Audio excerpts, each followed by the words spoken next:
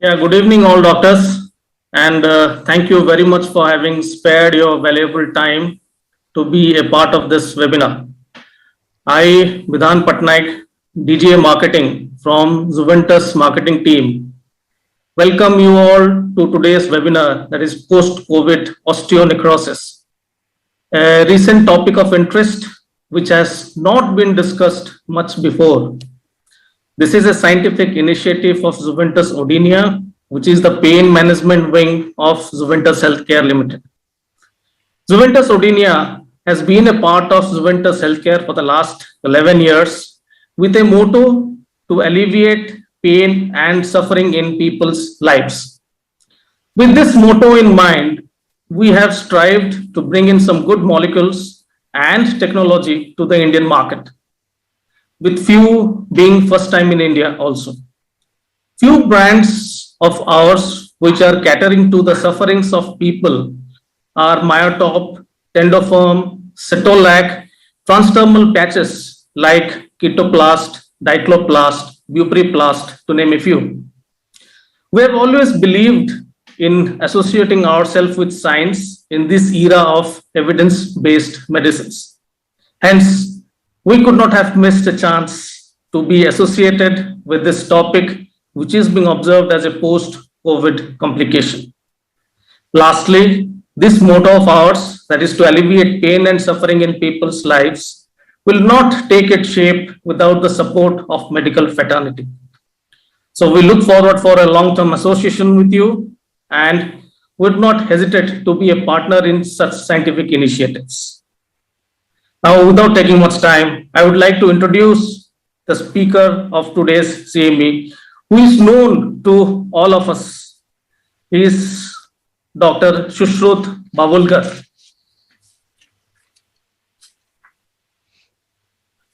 He is the founder, member, International OTA, President, Trauma Society of India, Vice President, Nails, Task Force Lower Limb of AO Trauma Regional, Chief Center for Joint Reconstruction Surgery, Shushrut Institute of Medical Sciences. Over to you, sir. Thank you very much for your kind words, Mr. Bhagan. And thank you, Juventus, to share my thoughts on this. This is for the first time, actually, we are discussing osteonecrosis as a post-COVID, post-steroid intake complication in India, in fact, in the world. We have thought about it. We have discussed this in non-scientific platforms. Some publications have recently come up as prediction of this as a complication. But let's look at this as what we find. So in this struggle for saving one's hip, we decided to look at osteonecrosis or avascular necrosis as it is commonly known as, or bone death in terms of non-medical terminology. Let's look at this as a post-COVID scenario complication that we are seeing. In last few weeks, we have realized that in an attempt to save lives of patients, in the whole medical treatment, which was absolutely essential to bring the patient out of crisis in those days, steroid being one of them, musculoskeletal complications are on tremendous rise. Some of the patients are presenting as just pain. Some have exaggerated joint pains. Some have come with exacerbation of their pre-existing joint pains. Some have manifested as osteoporosis or bone weakness leading to fragility fractures. and a significant number is also been seen as avascular necrosis or osteonecrosis. We looked at some of these patients who came to us with hip pain, with low back pain, with radiation to hip pain, with anterior thigh pain or knee pain getting radiated to the hip pain, and we discovered that clinically as well as MRI once done, these patients have avascular necrosis of bone. So what happens in avascular necrosis? Is it a new entity or is it a known entity?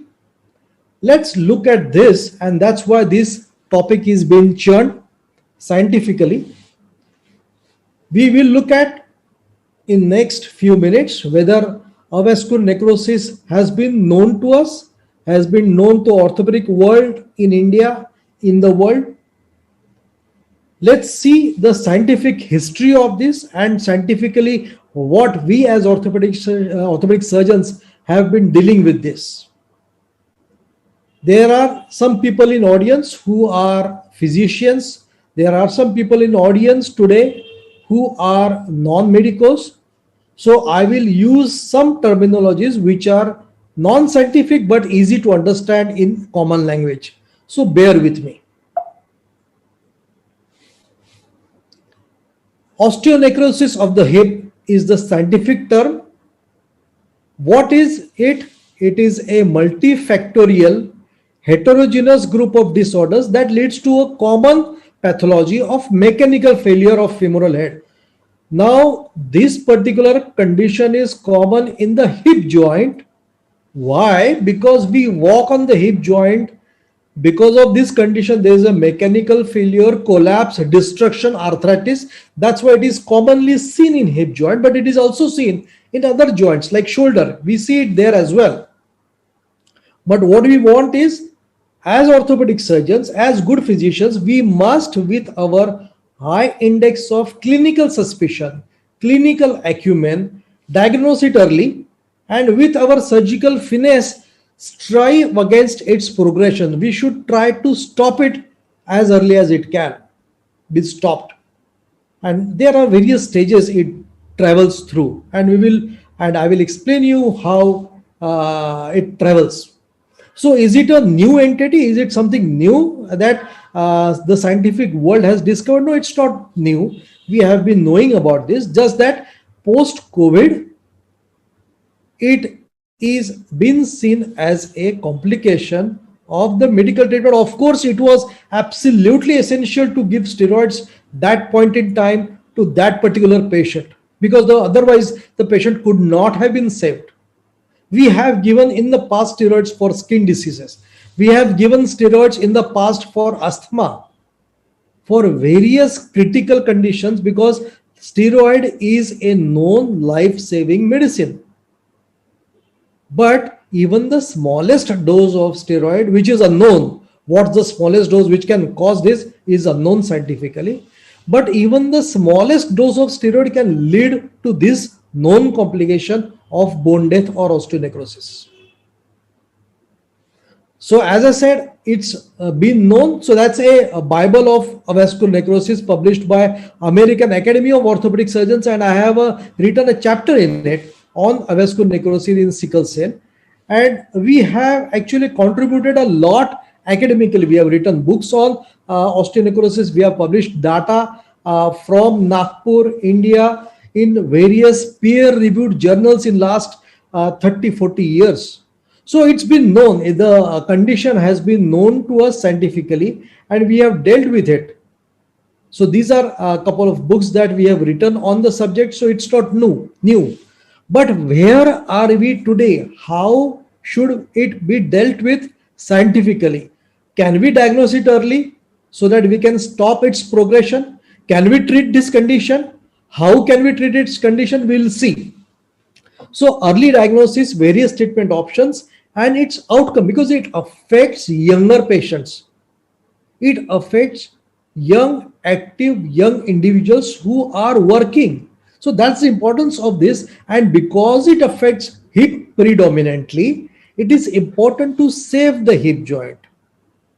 Because if you are not able to save the hip joint in a younger patient, he gets bedridden, she gets bedridden, and the earning completely stops. It's a very painful condition. So let's look at what we have been doing.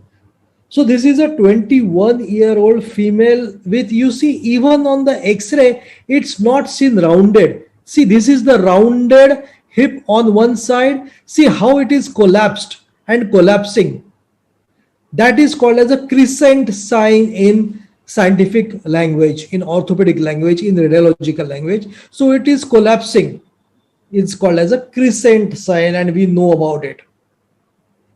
Patient, that individual with complain of pain. Most commonly it's in the hip joint, almost 75 to 80%, but there are incidences when the patient or the individual can present with a low back pain, with buttock pain, with knee pain, because the pain from the hip joint gets radiated to these areas. So we as medical diagnosing persons, we as medical personnel should not neglect even the low back pain. This is a very classic test which is called as a sectoral deviation test, which tells us about restriction of hip movements, and the hip goes in a particular direction. That's why it is called as sectoral deviation test. And these are all big people today. And Sugioka is a Japanese person who has designed a surgery to save the femoral head. And that's me, many years back, young me. So diagnosis is very important. We can use X-ray, we can use scintigraphy, which means isotope bone scan. FBA means functional bone investigation, like measurement of bone inside, the pressure measurements. We can do MRI, we can do CT scan, and we can do biopsy pathology. That's how we can diagnose it. Now, as I suggested, it travels from one stage to another and progresses from stage 0 to stage 4. There are various ways it has been classified in the past. The first classification, which came in 1967 by these French radiologists, was from early to transition to late. So that's of historical importance. Then this classification came from stage 1 to stage 6. But the most important classification which is followed worldwide is this ARCO classification, which is Association Research Circulation Osseous classification, which divides osteonecrosis of the hip joint from stage 0 to stage 4. Stage 0 is basically normal. Stage 1 is X-ray, shows some changes, but you do MRI and you will pick it up. Stage 2, X-ray will start showing some changes. Stage 3 is that collapse occurring, crescent sign has appeared, early collapse is there. And stage 4 is advanced collapse, arthritic changes, and then probably only replacement remains the surgery of choice, and nothing more than that is possible. So X-ray examination earlier done is of limited value, because early either you can suspect it clinically. Suspect is based on what patients or what that individual will tell you. Like patient had COVID, patient has received steroids for a prolonged duration. Then you can diagnose that, okay, we are suspecting this, get an MRI done early. Not all patients who had COVID, not all patients who had steroid should go for MRI, should go for X-ray. So don't be afraid. Consult your orthopedic surgeon. Let orthopedic surgeon decide whether you need any investigation or not. Don't rush to investigate yourself. Don't be afraid about it. But telling your orthopedic surgeon and orthopedic surgeon diagnosing it is important. Bone scan can diagnose it. It has a high sensitivity, but it's an invasive method. We have to inject some dye inside the body, and that's how it will look. It will light that bulb in the hip joint. It will show some light there on the isotope bone scan.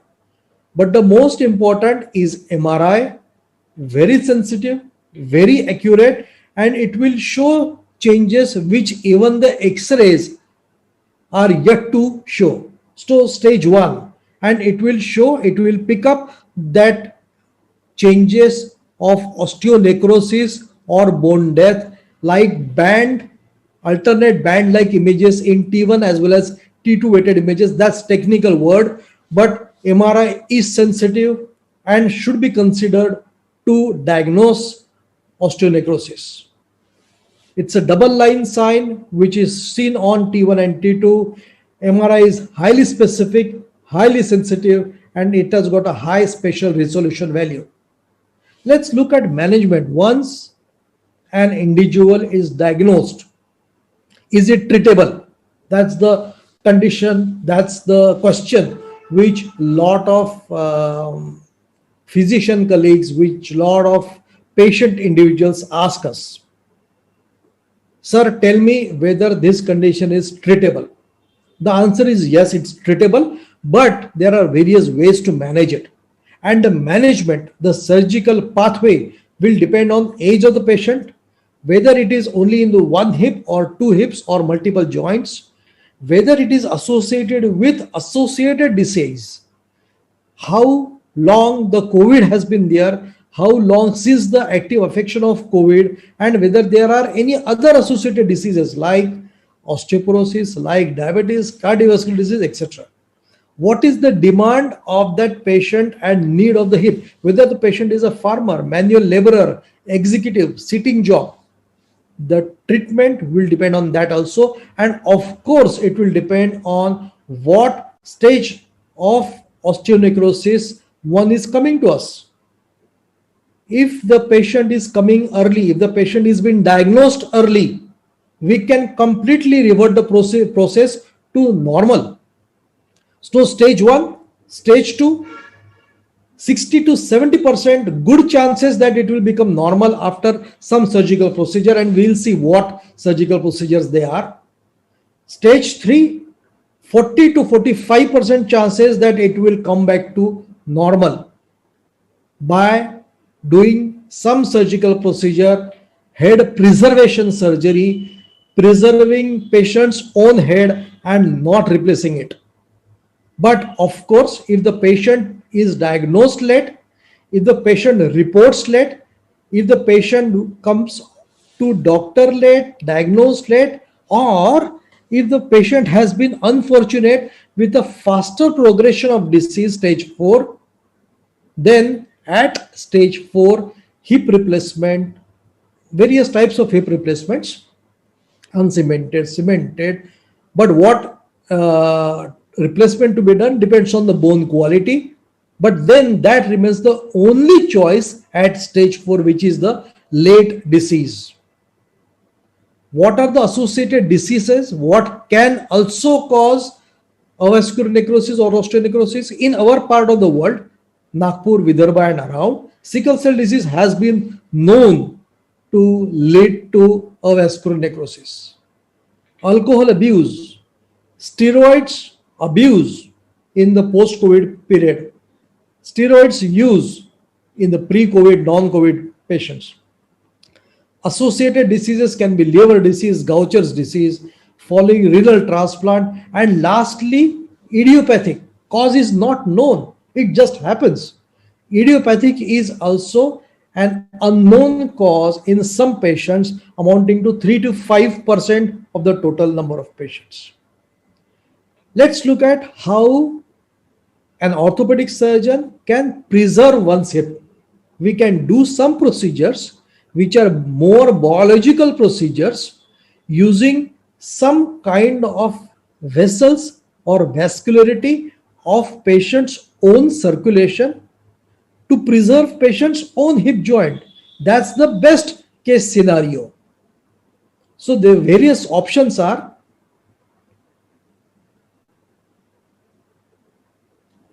these. Various treatment options depending on various stages of the disease an individual is presenting to us will be core decompression. We just create a tunnel in the femoral head, take away the pressure of the femoral head or the hip joint, push a fibula or one of the bones or artificial bones inside. Muscle pedicle grafting is taking a portion of muscle with the bone stock and pushing it in the hip joint.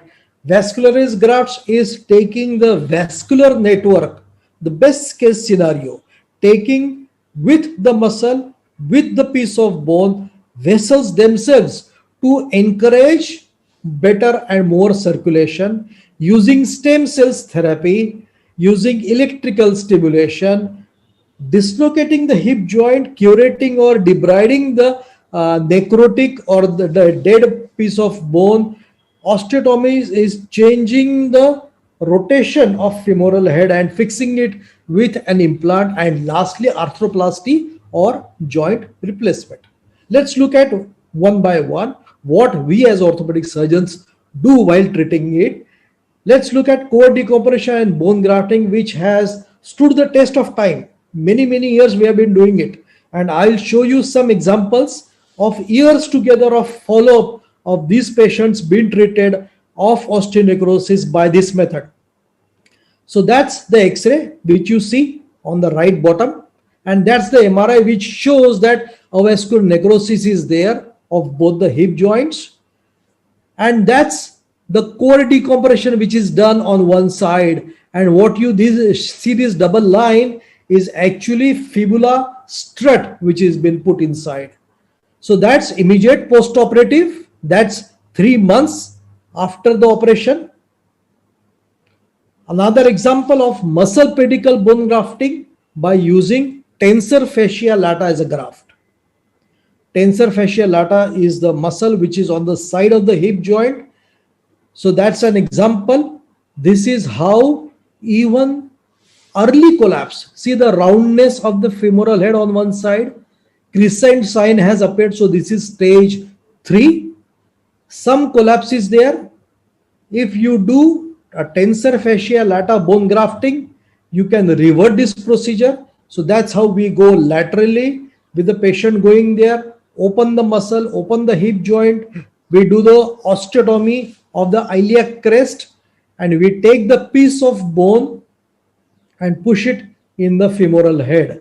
That's how it is retrieved. Tensor fascia lata graft with the piece of iliac bone. That's the pictorial description of what we do. We create a window in the hip joint in the femoral head, curate the osteonecrotic lesion, and push the graft there under image intensifier control.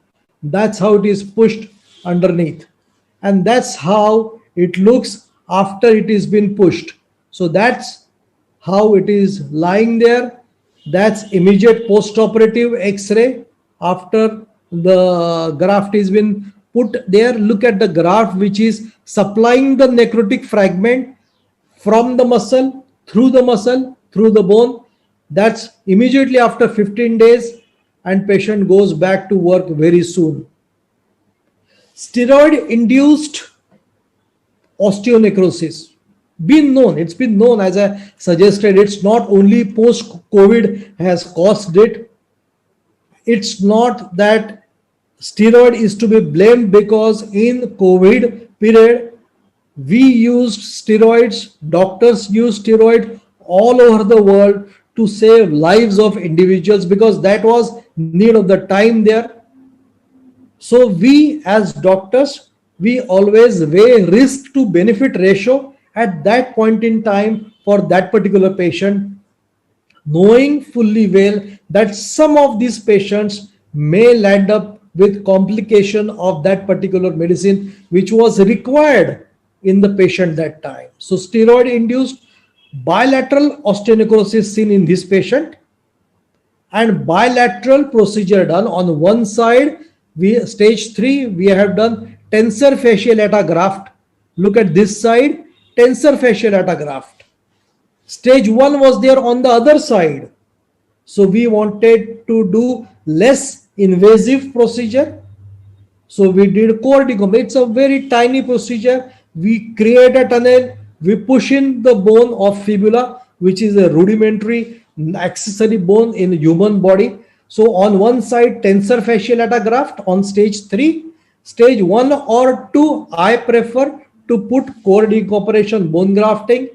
That's 1.5 years later. Look, there is no further collapse. Patient is maintaining the good range of motion.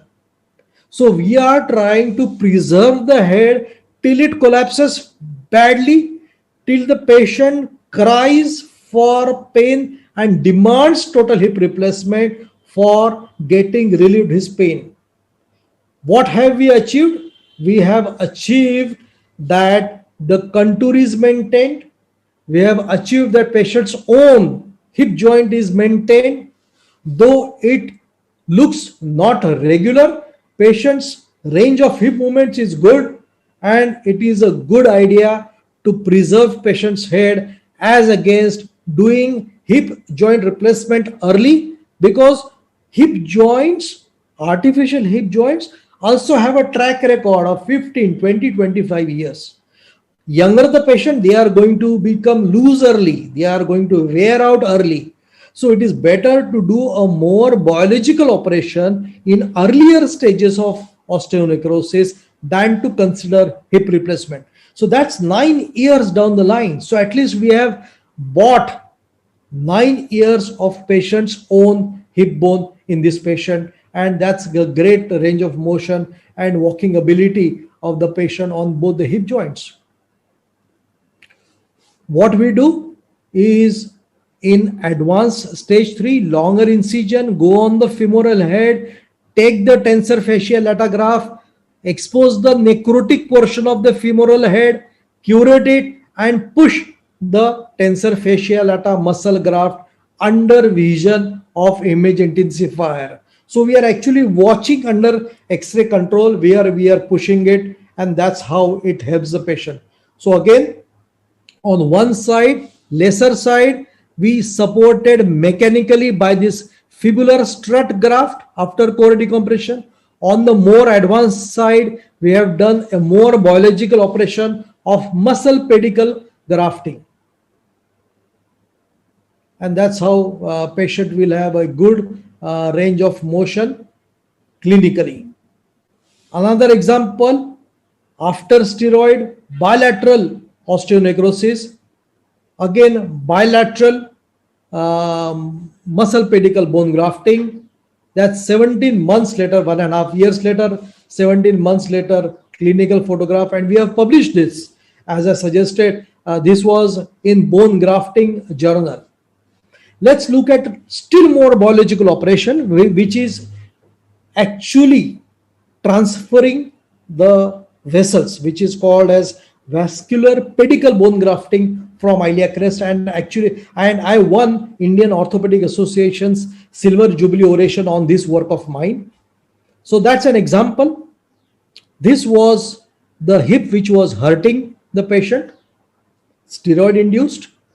We did angiography to confirm the vascularity around the hip joint. What we do is, this is the vessel in question, which is to be transferred to the area of interest, which is the osteonecrotic zone, through the window in the neck region. So femoral head is affected, we create a window in the neck region and transfer it. So X-rays wise and MRIs wise, MRI was positive. X-ray showed on the left side involvement, so stage 1. Right side was stage 0 because MRI was positive but X-ray was negative. This gentleman is actually a scientist. So that's how we picked up the circulation, the vessels in this area. Post-operatively, we checked it up. On one side, we did core decompression and fibula grafting there. On the other side, we did vascularized pedicle grafting on the left side, and see how beautifully now it is trying to revascularize completely. That's 3 years down the line, and even the fibula gets completely amalgamated without allowing further collapse of the roundness of the femoral head. That is 7 years down the line. Free fibula on the same patient, free fibula on one side, vascularized iliac crest on the other side, that's 7 years down the line. That's the range of motion. That's 10 years down the line. Fibula is completely resolved. Vascular iliac crest is completely resolved. There is no deterioration. There is no further collapse. And the patient has progressed well. That's 14 years down the line, same patient. That's 14 years down the line. And that's 20 years follow-up of this patient. Now slowly the collapse has started occurring, but still we have about 20 years for this patient with his own hip joint preserved. Patient has still not undergone any hip replacement. So that's how it has been preserved. Let's look at osteotomy. So one sector is involved, we can rotate it, and the sector of a rounded femoral head which is non-adult is brought into weight bearing zone. That's osteotomy.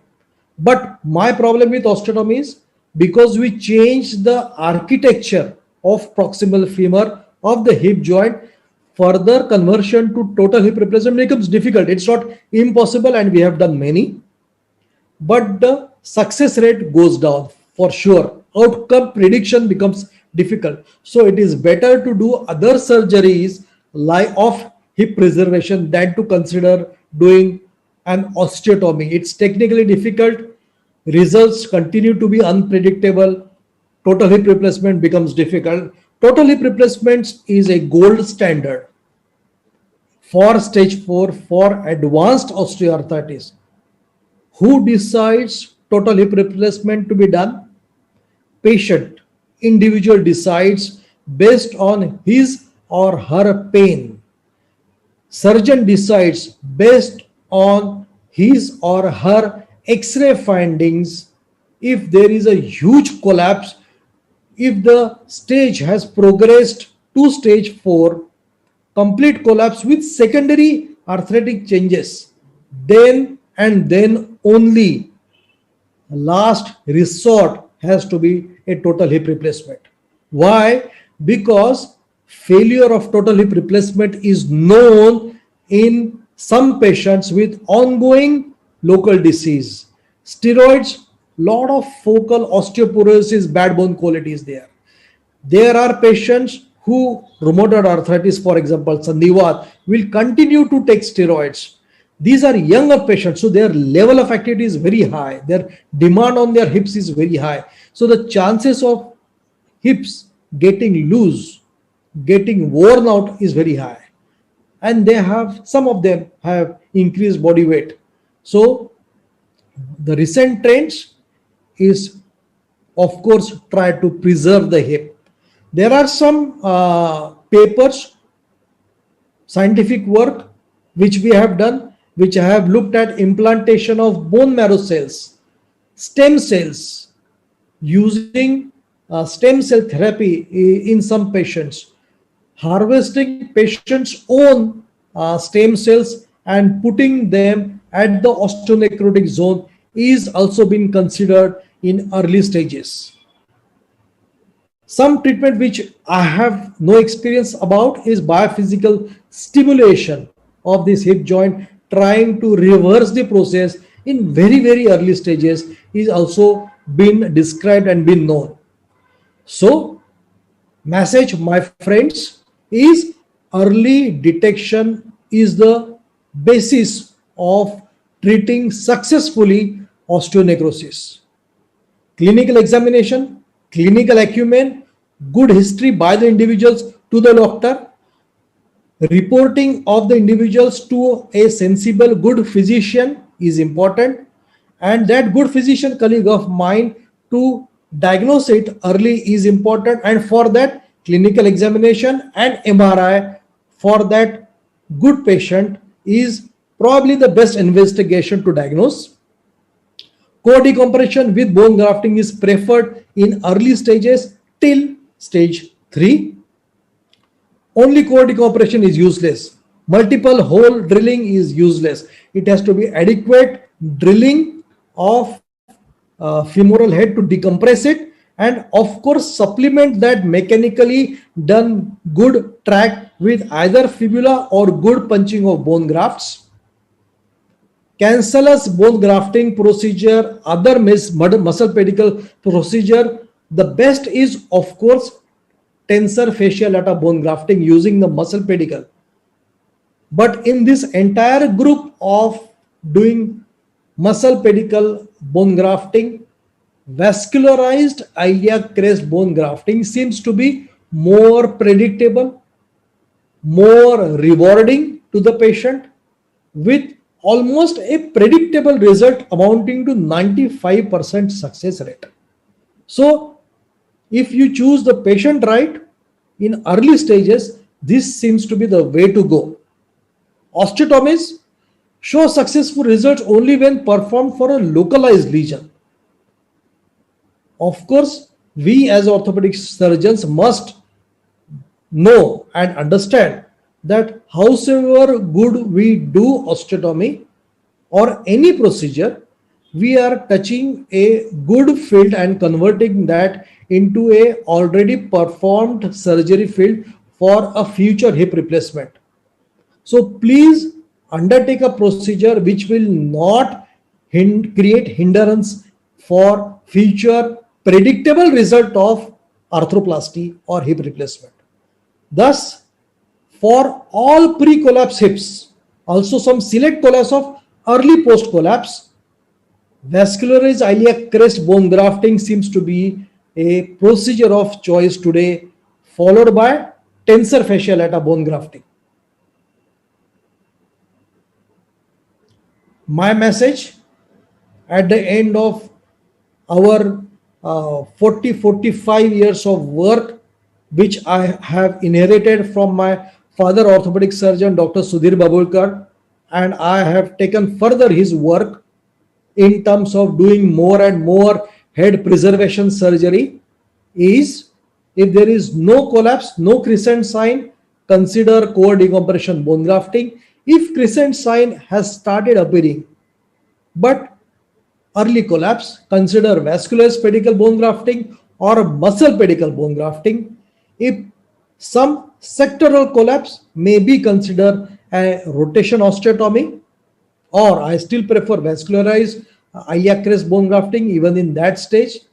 But of course, if arthritic changes have appeared, secondary arthritis, collapse, difficult range of motion, young patient, painful hip, THR, total hip replacement is way to go. I hope I have cleared doubts in minds of all physicians listening to us on this topic. Coming back to post-COVID, post-steroid, all the patients that we are lately seeing in our clinical practice in last month, 6 weeks, who is to be blamed? We do not know whether it is post COVID, whether it is post steroid, but certainly there is increase tremendously in the numbers of what we used to see in pre-COVID times. We have a significant number of patients now gathered who have been admitted for COVID in COVID dedicated hospitals, who have received long-term steroids for saving their lives. But now, unfortunately, some of them are reporting with hip pain, some of them with low back pain or knee pain, and on early diagnosis, they are being found to have osteonecrosis of the hip. My request to patient individuals, my request to fellow colleague physicians and orthopedic surgeons is to keep this entity in mind when you come across a patient of hip pain. Make sure that you clinically examine, do the sectoral deviation test, do X-ray and MRI and diagnose them early. If you diagnose them early, maybe we can reverse the complete process and save the patients of their ailment, these young patients of their disability, which will otherwise for sure happen. Thank you very much. I will stop sharing. If there are any questions, I'm happy to answer.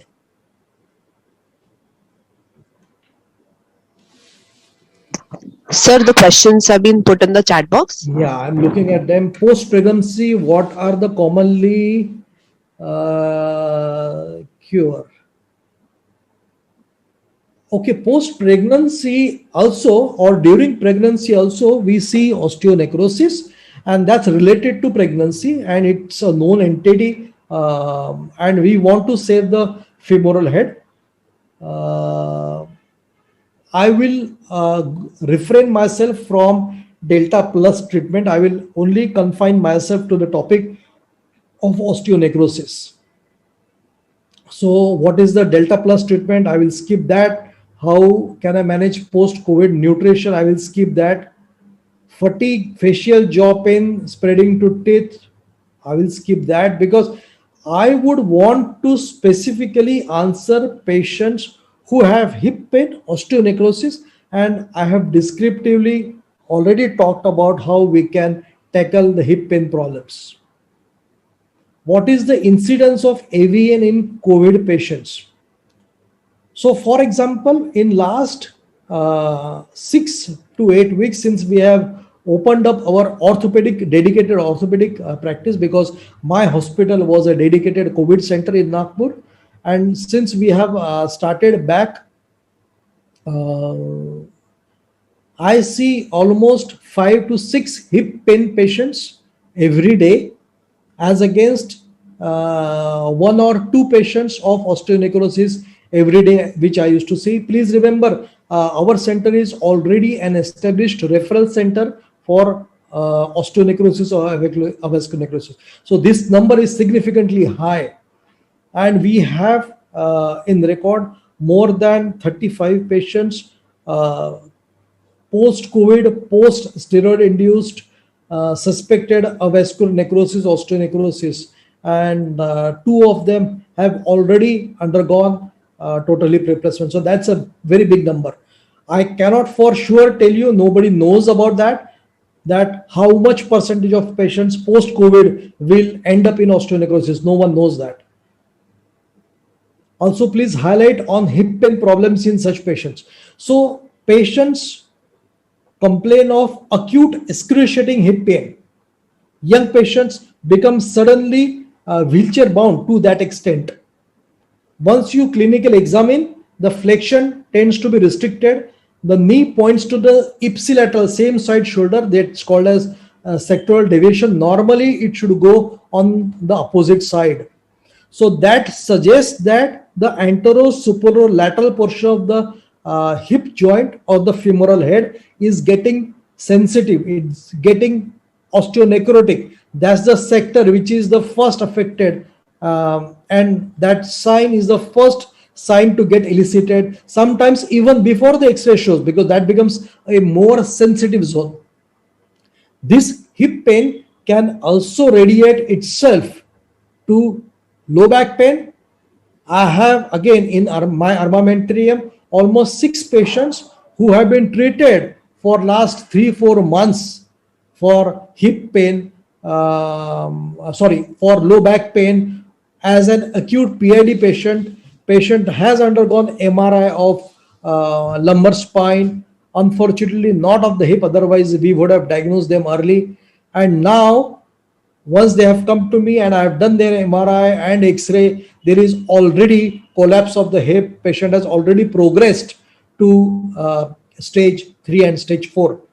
So again, it is important to diagnose the patients early in stage 1 and 2 if they can be done.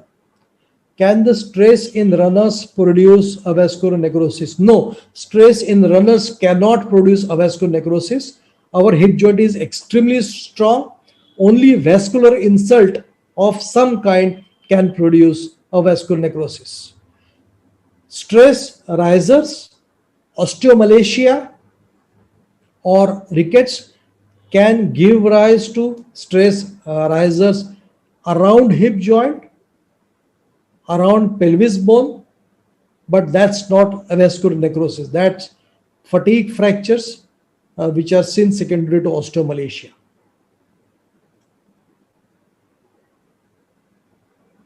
I think if there are no more questions, we are good to go. So there is one more question which I put. Vascular necrosis in case of sickle cell patient, please suggest something. In sickle cell disease, which is a genetically inherent disease, which is seen in a significant population in central India, and there is a belt which goes right from Madhya Pradesh to Nagpur to Bastar region.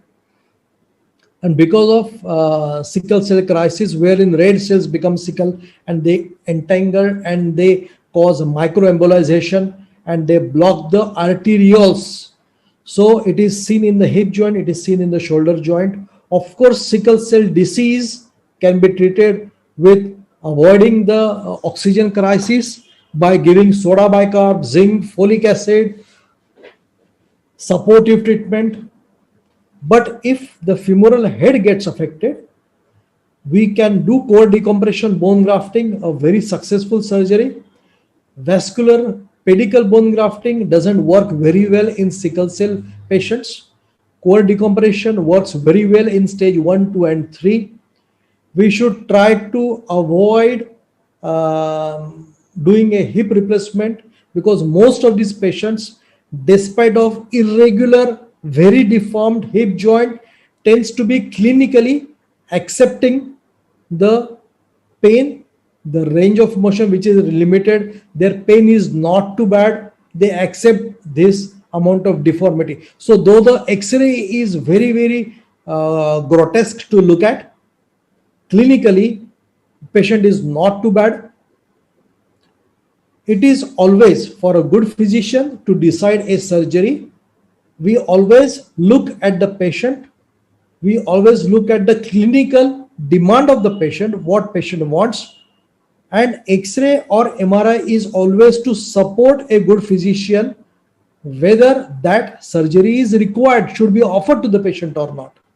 Of course, if the hip becomes extremely painful, it is causing even limitation in the walk or limitation in activities of daily living, and uncemented total hip replacement is the way to go for sickle cell destroyed arthritic hip.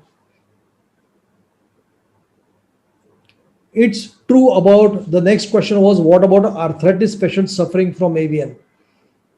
So if one reaches stage 4 arthritis, and if that arthritis is causing limitation of movements, limitation of activities of daily living, and huge amount of pain, then only consider hip replacement. If the pain is not too much, if the collapse is not too bad, till the last resort, we as an orthopedic surgeons, we as physicians must advocate the use of head preserving surgeries of some kind till hip replacement is really warranted.